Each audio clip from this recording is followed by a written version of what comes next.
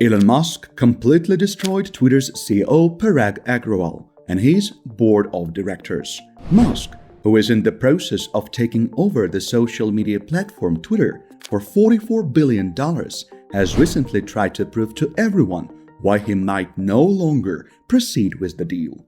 His recent tweets have indeed thrown shade at Twitter's CEO Parag Agrawal, which could lead to this situation.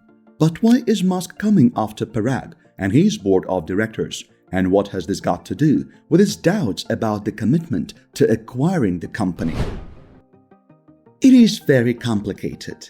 The proportion of bots on Twitter has apparently recently become a point of contention for Musk. Last week, the world's richest person announced that he had temporarily put the deal on hold as he waited for details on how Twitter had calculated the rate of fake accounts. He said that he was still committed to the acquisition. Still, he added that his team would conduct its own review of a random sample of 100 followers of Twitter's verified account.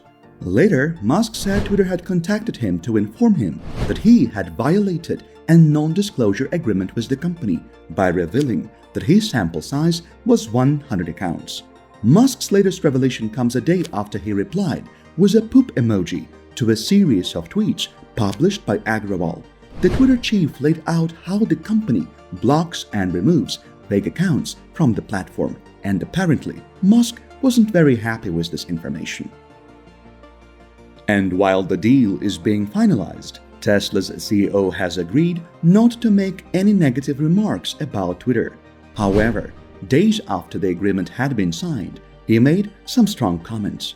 It all started with Musk's single tweet, which read, 20% fake spam accounts, while 4 times what Twitter asserts could be much higher. My offer was based on Twitter's SEC filings being accurate. Then, Twitter's CEO publicly refused to show proof of less than 5%. This deal cannot move forward until he does. You will be well aware of how Musk uses his Twitter to express himself, even with the most minor issues. If you know Musk, his tweets are always followed with an uproar from thousands of users, and the situation was no different this time. Well, especially not when he's suggesting something suspicious. Agrawal, on the other hand, did not just let this slide.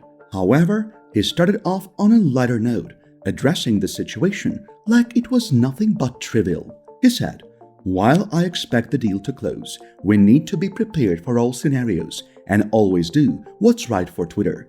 He went on to add, "No one at Twitter is working just to keep the lights on. We take pride in our work, regardless of the company's future ownership. We are here improving Twitter as a product and business for customers, partners, shareholders, and all of you." Users had been trying to process his statement when he threw a shade at you-know-whom. He wrote, "So what can you expect from me going forward? I'm still focused on doing the job, and that includes making hard decisions as needed. You won't see tweets from me on the topic of the day or the loudest soundbite, but instead on the ongoing, continuous, and challenging work our teams are doing to improve the public conversation on Twitter." Now, this wasn't a direct answer to whether or not the bots are dominating Twitter. He didn't state what users wanted to hear, and neither did he give Musk the satisfaction of his open inquiry. Now, that's one smart and professional move. The drama goes on as they both engage in what appears to be an online shade war. We all know that Musk will stop at nothing to destroy Agrawal, as he has done in the past with Alexandria Ocasio-Cortez and Warren Buffett. Musk says, "The bots are angry at being counted. Ha ha ha." And Agrawal tweets, "There are lots of essential details underneath this high-level description. We shared an outline of the estimation process with Elon a week ago and look ahead to continuing the back and forth with him and all of you." Musk said at the All-In Summit in Miami that the deal's success was contingent on Twitter's reaction to his worries about bogus accounts. So many things come into play here. I'm still looking for a rational explanation for many phony or spam accounts on Twitter. Twitter, on the other hand, is refusing to inform us. This seems to be a bizarre phenomenon. Twitter has regularly declared in its quarterly reports that less than 5% of its users are spam or fraudulent accounts. Musk said there may be a material adverse misrepresentation if Twitter's false or bot accounts amount to significantly more than 5%, using a word employed when corporations seek to reprice or abandon transactions. Like if you said, "Okay, I'll agree to purchase your home," he said. You claim the home has fewer than 5% termites. That is a reasonable amount. But if the correct percentage turns out to be 90% termites, that's not acceptable. Meanwhile, Musk's relationship with Twitter's management hit a new low this week when he sent a poo emoji to the platform's CEO in response to him outlining the company's spam policy. Twitter shares ended down slightly more than 8% from before Musk revealed that he was Twitter's top shareholder. Agrawal described combating automated spam accounts as a dynamic activity requiring dealing with advanced and difficult-to-detect offenders. He also said that some accounts that seem to be spam are really run by genuine people. Twitter has had a spam issue for years. The company has already admitted that decreasing bogus and abusive accounts will be critical to its capacity to continue expanding. It is unclear why Musk would back out of the contract due to the recent revelation. The difficult aspect is that many accounts that seem to be phony on the surface are really genuine persons, and some of the spam accounts that are the most harmful and inflict the most significant damage to our consumers might seem entirely legal on the surface, he added. He went on to say that estimating Twitter's fake account numbers was impossible to do without access to sensitive data such as IP addresses and phone numbers. Agrawal ended the thread by linking to a company blog post about spam accounts and revealing that Twitter had discussed how it estimated its spam number with Musk a week ago. The company had been looking forward to continuing the conversation with him. Musk has stated that he may seek a lower price for Twitter after the social media company's prospective owner has raised more worries about the platform's number of false accounts. According to Musk, it is a kind suggestion that he would take if he was on the board. He also indicated that lowering his negotiated $54.20 per share offer was not out of the question.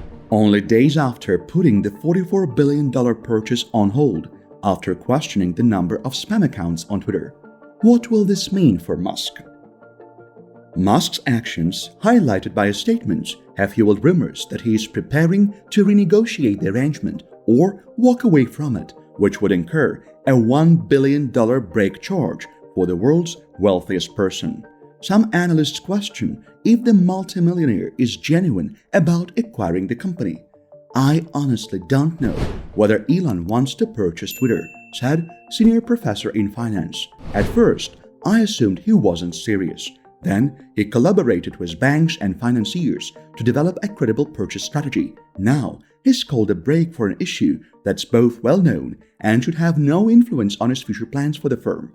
He has the attention he seeks. But does he want to own Twitter? Did he ever?"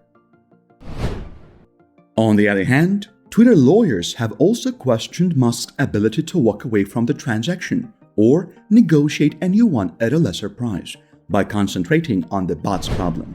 The agreement contains a $1 billion break free if Musk walks away. Still, Twitter may also adopt a condition that forces Musk to complete the transaction at $54.20 per share. In the complete agreement and merger plan, Musk will be able to tweet about the acquisition so long as such tweets do not denigrate the company or any of its representatives. The transaction is scheduled to conclude on the 24th of October. However, it might be delayed for 6 months due to antitrust approval or other factors. If the transaction is finalized, it will end a fascinating narrative that began when Musk revealed considerable interest in Twitter, of which he has been a loyal user for years. So, after all of this, would you personally wish Elon Musk owned Twitter or backed out from the deal? It will be interesting to see your opinions in the comment section. Thanks for watching and see you in the next videos.